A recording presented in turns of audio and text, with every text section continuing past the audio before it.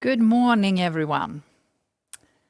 Earlier today, we released AFRY's Q4 and full year 2025 results.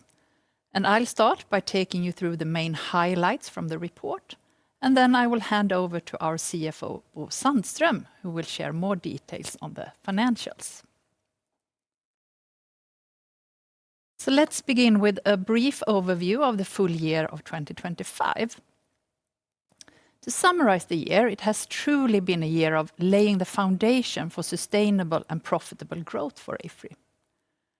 Since I took on the role as CEO a year ago, we have moved quickly, implementing a new simplified group structure and launching an ambitious restructuring agenda. This has enabled us to initiate harmonized ways of working across the business and measures to improve operational efficiency. In November, we introduced our new focus strategy, Unlocking AFRY, which aims to realize the full potential of our company. Alongside this, we also introduced new financial targets for 2028.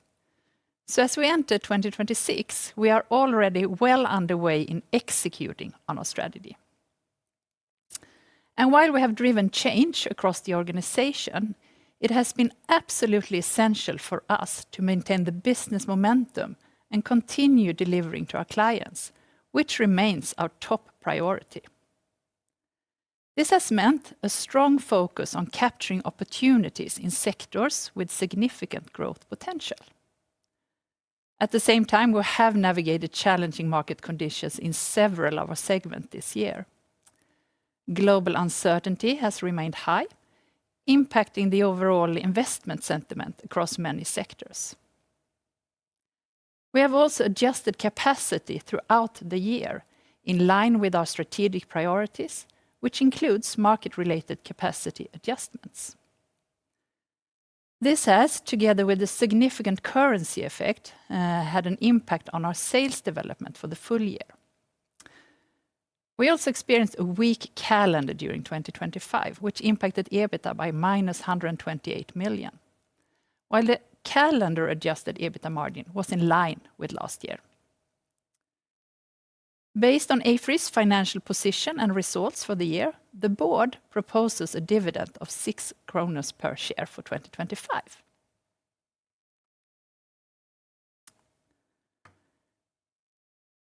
Taking a closer look at the fourth quarter, we are now seeing clear steps in the right direction. We strengthen our order backlog, which increased 5.4% adjusted for currency. While sales growth levels remain pressured, the EBITDA margin, excluding items affecting comparability, improved to 8.7%.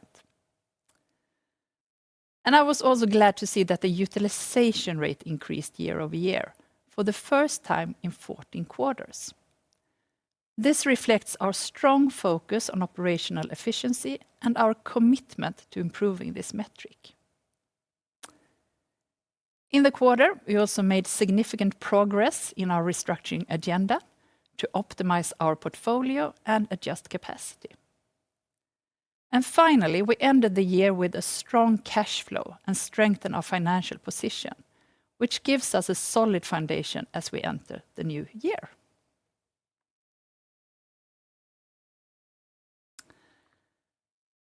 Let's go into the market environment and the performance of our global divisions, starting with energy. As we have seen for quite a while, the overall demand in the global energy market is strong, and we have a stable order backlog development in the quarter. The demand is particularly strong in areas such as transmission and distribution, hydro, and nuclear power.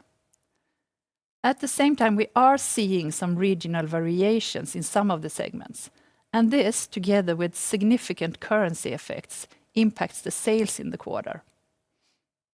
Profitability remains at high levels, supported by strong project execution in several of our segments.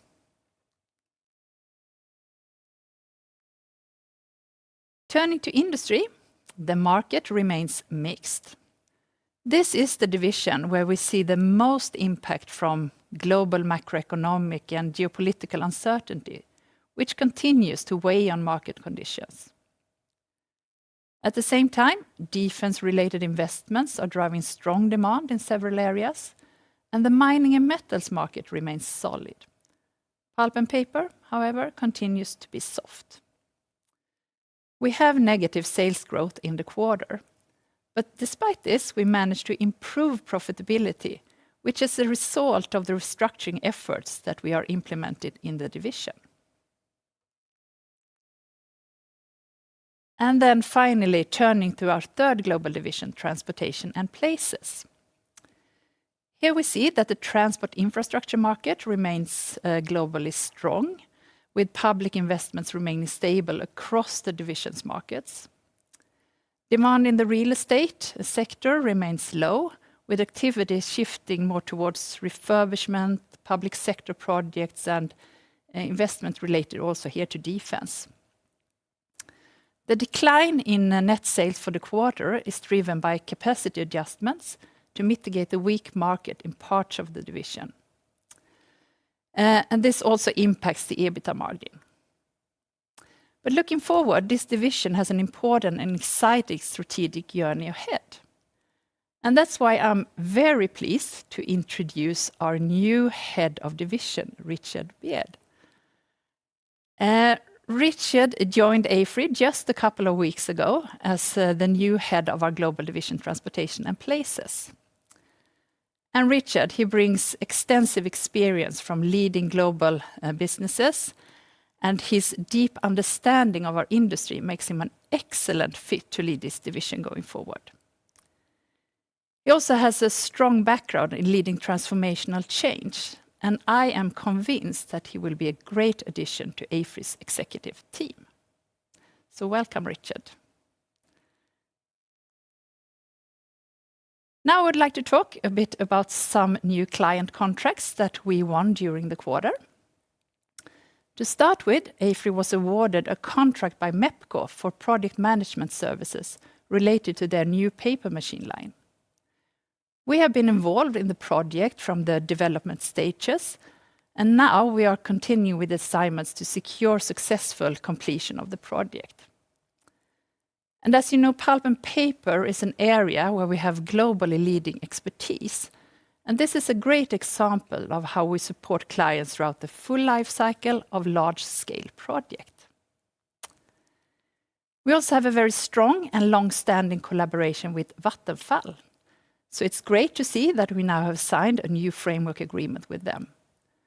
The agreement covers technical consulting services for nuclear, hydro, and wind power across several areas and regions of Vattenfall's operations.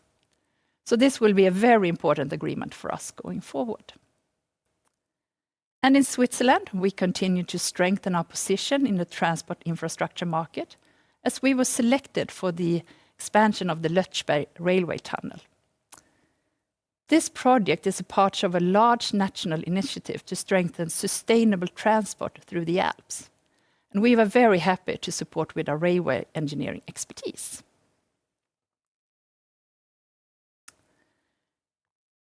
And speaking of our ability to win new contracts and stay competitive on the global market, I would like to mention another highlight from the quarter. The new 2025 ENR ranking of top engineering and design companies confirms AFRY's global leading position in the key segments. We maintained our strong positions in the overall industry and energy sectors, placing us number 6 in both categories. It was also encouraging to see that we continue to hold a market-leading position in pulp and paper. We advanced significantly in the hydro category, moving up to number 3. And for the first time, we made top 10 position in the solar category. This ranking helps us strengthen our long-term relationships with our key clients as a trusted partner. And they serve as an important proof point in connection to new clients to prove our global capacity and provide full life cycle offering.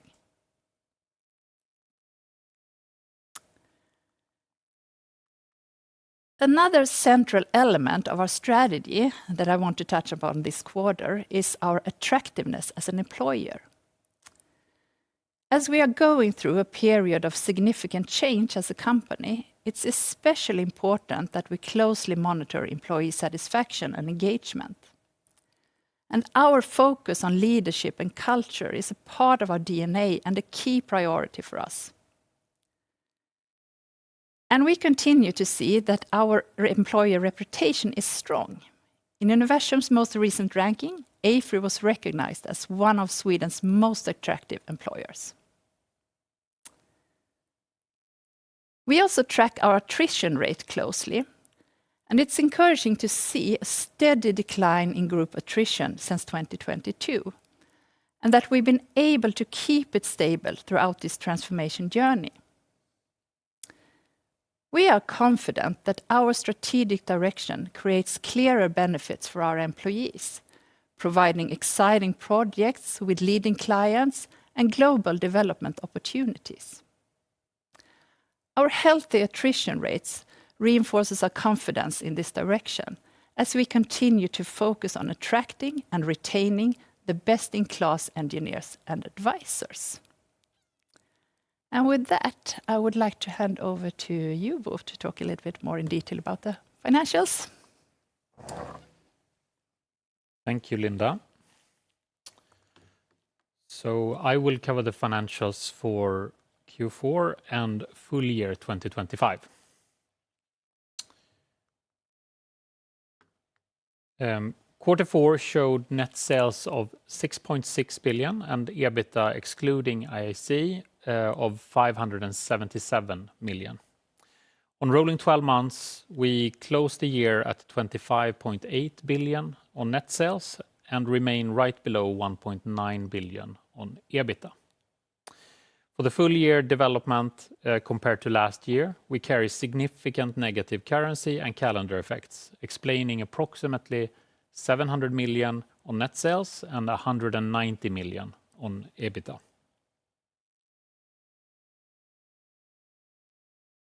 In Q4, with a net sales of 6.6 billion, we report adjusted organic growth of negative 4.3%, where volume is pressured by capacity adjustments related to our high-paced restructuring agenda.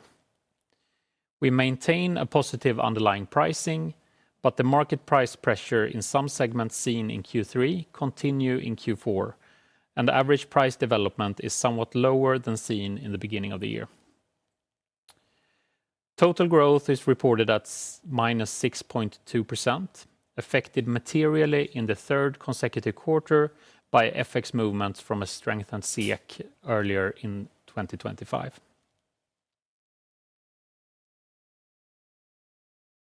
The negative adjusted organic growth in Q4 was sequentially somewhat lower, but materially in line with what we saw in Q3. Global divisions Energy and Industry both saw small sequential improvements from low levels, where in particular Industry continued to experience a challenging market, but is starting to move out of extensive restructuring. Transportation and Places showed sequential decline, mainly related to capacity adjustments in Q4.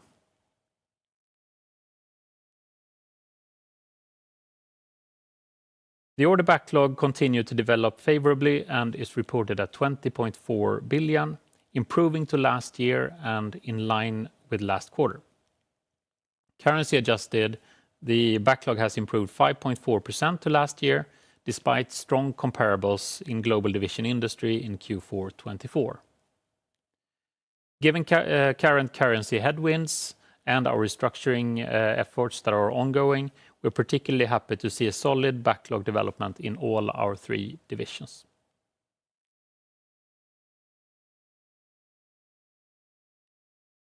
EBITDA excluding IAC is reported at 577 million with no calendar effects. The EBITDA margin was at 8.7%, an improvement from 8.3% last year. Currency movements have limited impact on the EBITDA margin, but in absolute terms, we estimate a negative currency impact of 20 million on EBITDA compared to last year. Global divisions, Energy and Industry support the margin development of the group, and particularly for Industry, we see positive trends that the division is coming out of the restructuring agenda, with improvements in utilization supporting the EBITDA margin development. The year-over-year margin improvement in energy and the decline in transportation and places reflect normal quarterly fluctuations in our project business.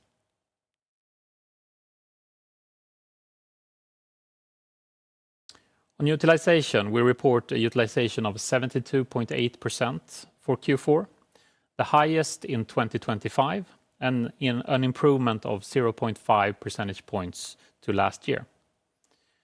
This is then the first quarter in 14 quarters where we report an improvement to last year, and it marks an important step for our strategic efforts to improve operational efficiency in AFRY. We will continue our focus on improving this metric throughout 2026.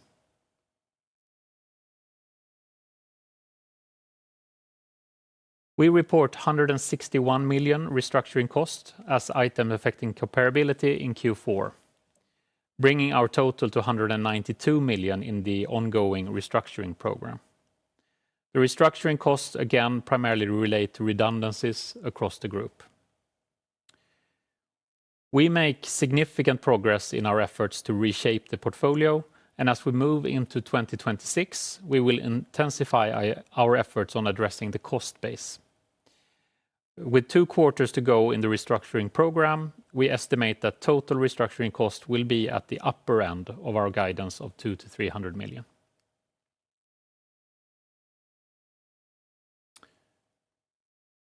With Q4, we report our estimated calendar for 2026. We estimate that calendar will have a small but positive effect to EBITDA, particularly in the last quarter of Q4 of 2026, that is. As anticipated, we carried a very strong operational cash flow in the fourth quarter. Cash flow from operating activities in Q4 was in line with the record high Q4 2024 and was particularly strong given the heavy restructuring agenda that we currently carry. Available liquidity increased to 4.4 billion. Net debt fell below 4 billion. Deleveraging to close the year was at 2.5 times. That was then straight on our financial target. We go into 2026 with a solid financial position, and the board proposed an unchanged dividend of 6 kronor per share for 2025. With that, I leave back to you, Linda. Thank you, Bo.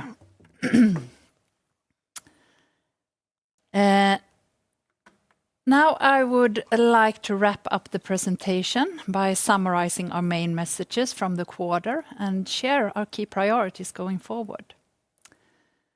We are now starting to see results from our efforts to focus, simplify, and harmonize the business. We are ending the year with a fourth quarter in which we have improved the margin and utilization rate, strengthened our order backlog, and with a strong cash flow, all of which are key priorities for us. Meanwhile, global uncertainty continues to shape the broader market landscape.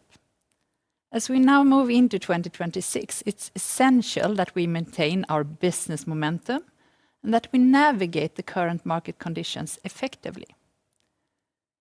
We will continue to executing our strategy at a high pace, including efforts to further strengthen our order backlog and improve utilization. We will also finalize the remaining parts of our restructuring agenda and portfolio optimization. This action will be critical for delivering on our strategic ambition and targets as we set for 2028. We have entered 2026 well into the strategy execution phase, and we are fully focused on the direction ahead. With that, I think we open up for Q&As. Yes, we will now open up for the Q&A session. Please use the raise your hand function if you have a question, and we will pass the word around. Let's start with Dan Heimer from SEB. Yeah, good morning, Linda, Bo. Thanks for taking my questions. Maybe I'll start a little bit on how much of the run rate savings did you benefit from this quarter from the restructuring measures? And now when you're aiming for the higher end, is it still mainly personnel-related savings you see, or what's the swing factor sort of versus previously? And do you still see 12-month paybacks on those savings? Yeah, thank you, Don. I'll take that. Yeah, I mean, as you could see, we stepped up the restructuring effort in the quarter, and I would say to generalize it is particularly towards the end of the quarter that we executed on those measures that you then see reflected in the restructuring costs. So some but limited effects on the margin, in a sense, in Q4. Most of it will then carry into 2026.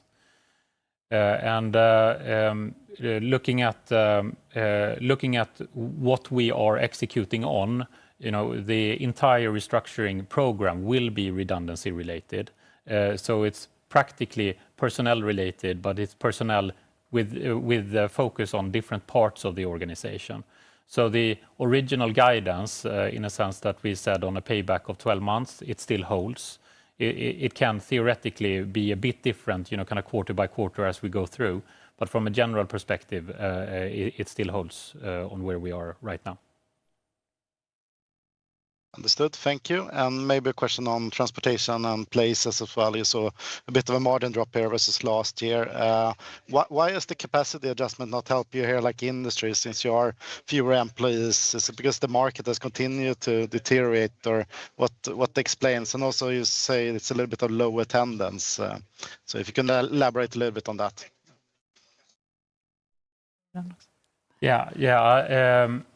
So I mean, as we said just recently, I mean, most of the restructuring efforts, then particularly in transportation and places, were towards the end of the quarter. So we didn't get any support in the quarter from a margin perspective in that division.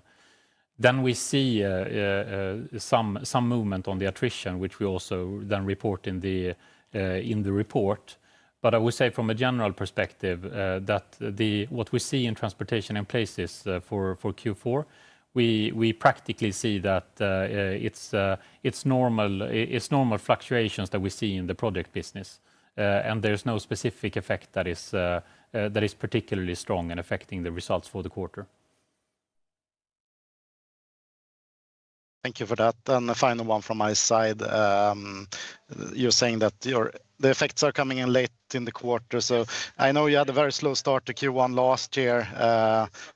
How do you feel about January? I mean, in terms of billing ratio, etc. Does it look a little bit better this year compared to last year? I can say that it has been a clear priority and focus for us to keep the business momentum and keep the development on these important metrics that we have. So we are working very focused with these KPIs also going into 2026. Perfect. Thank you for that. That was all from my side. Thank you, Don. Then we will go ahead with Adela Dashian from Jefferies. Thank you. Good morning. Just one for me on the backlog specifically. It continues to develop in the right direction, if you say so. Could you comment a bit on the quality and maybe also pricing of this backlog? And also, I guess, how much is driven by, larger, long cycle projects versus shorter cycle? I know that's been maybe an area or maybe a priority for you to create better visibility by taking on potentially larger projects. Thank you. Very good questions. Yes, we are happy about the development of our order backlog. It's been also one of our areas where we've focused quite substantially. And what's good to see is that we have good order backlog development in basically all our divisions, strengthening this going forward. So we have a healthy balance in the backlog between our divisions, between different project sizes, and also in terms of geography. But it's very important that we keep monitoring this and have a clear understanding of what enters our backlog going forward, and also to what margins the project enter our backlog. But we are quite happy with the mix as it looks today. Could you comment anything more specifically on pricing, and if 2026, are you already seeing any sort of like cost headwinds, or do you feel comfortable there as well? I mean, what we can say on the pricing on the order backlog specifically is that I mean, we're very clearly committed to the kind of profitability uplift that we have, and of course being diligent in securing that we have the right mix in the order backlog is a key component for that in the upcoming years. So even though we have price pressure in some of the segments that we have, we're quite diligent on just securing that we're not practically letting in a poor mix into the order backlog for the years to come. So to give at least one flavor. Yeah, that's really good. Thank you so much. If I may, just one more. Obviously, defense is a strong sector right now. I believe, you know, it's been roughly low single-digit exposure as a percentage of total top line. Could you say what it represents today, and what you envision it to end up at if this very strong momentum continues? Absolutely. And as you said, we have a lot of services related both to total defense related topics, but also to defense related. So this is a growing business for us, and we have a lot of the needed capabilities to expand our position within defense going forward. So it's a strong and promising market for us. And what's the exposure today on a group level? It remains at the lower single digit, but it's you know, it's between 4 and 5%. Then it is a difficult you know, it's a difficult area to be, you know, kind of really specific about. But you know, 4 to 5% is still where we are, slightly up from where we were a few years ago, but still you know, still on the lower side on the single digits. But clearly it is a growth area for us, but we haven't guided on a, you know, kind of specific target set for how big share of the group that it will be in years to come. Okay, thank you. Thank you, Adela. Then we have the next question from Johan Dahl from Danske Bank. Please go ahead. Yes, good morning, everyone. A few questions. Firstly, on the order book, sort of timing on that. I mean, fairly encouraging backlog growth. When can you say anything when you sort of expect that to sort of be translated to also invoicing growth? Are you able to have that visibility today? Yeah, it's as we said before, it's quite a big mix of project sizes and project lengths in our backlog. So it's we have different timelines on the conversion, but of course, as we grow the backlog, we come closer and closer also to the conversion. So we hope to see signs of that in the end of this year. Right, got you. On the billing ratio improvement, in your view, is that you know, is that merely an effect of the restructuring carried out previously in 26, or do you see any sort of organic changes in that from your perspective? Yeah, yes, I would say it's both. Of course, the restructuring helps us here, but I would say our structural approach to this and how we now address this internally increases the transparency. So that is also part of the improvement that we see and that we will carry into the next year as well. So we're working focused on several elements in terms of our utilization rate. It's the planning, the resource management part of it. It's of course the right sizing of our organization, but it's also the back end of our organization. So we work with 3 different parts, I would say, that will help us continue to improve our utilization rate going forward. All right. Just a final one on attrition. I mean, you addressed that here in the presentation, but I'm just wondering, especially in transportation and places, have you come across here, we're soon in mid-February, sort of any projects where you have apparent problems in sort of delivering on your commitments to customers? No, we haven't had any delivering problems. It's as you said, we have had pockets of higher attrition here and there. The overall attrition for AFRY is intact or even declining, but pockets here and there. But they haven't impacted our ability to deliver to the clients. Thank you. Thank you, Johan. Then we have a question from Julia Sundvall from ABG Sundal Collier.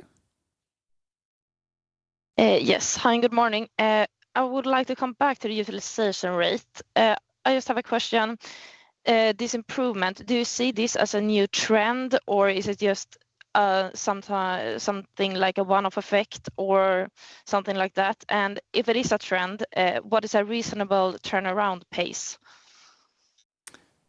I can start at least. I mean, we don't see it as a new trend in that sense. If you follow the year-over-year development over a longer period of time, you see consecutive steps in a sense of a bit of change of direction in the year-over-year development, starting practically, kind of mid 2025. The utilization that we see and the development from a year-over-year perspective, the Q4 practically follows what we saw, as an indication in Q3, where we were somewhat lower than last year, but marginally so in that sense. And it's following that. To give you an idea of where we're heading, we included utilization as a supporting KPI into our 2028 targets. And there we said that we're going for a full year utilization level of 74%, which would mean an improvement of 2 percentage points from mid 2025 in that sense. Then at the end of the day, it's a big organization, it's a big metric. So we might see up until 2028, we might see quarters with better, with bigger progress, and we might see quarters with smaller progress. But in general, we estimate the trend in a sense to be reasonably intact over time up until 2027, 28. Perfect. Thank you. And I just want to come back to the energy and the regional differences. Could you please remind me what is the problem here and what needs to happen to improve? It's much related to the thermal and then also to some extent the wind and solar side, where we see a very low number of wind power projects, for instance, in the Nordics. On the other hand, we see that we have a lot of orders coming in Southeast Asia in wind, but also in solar. As you said, seen we made number 10 now on the ENR ranking, so that's a proof of that. So it's very low demand on especially wind and solar in the Nordics and in Europe. Thermal projects a little bit slow, but slowly taking off as well in Europe and Nordics. And then full speed ahead on transmission, distribution, hydro and nuclear. Perfect, thank you. And then a little bit of a bigger picture question, but yeah, at the start of the year there has been some AI scare in the market and the sector. What is your position here, and is there any interruption in your development here regarding the restructuring, and are you missing or getting behind in some kind of sense, or yeah? I can start. No, I wouldn't say that we do. We monitor this closely, of course, and there's many dimensions to AI. It's of course dimensions in our internal operation and how we utilize the AI to its full extent there.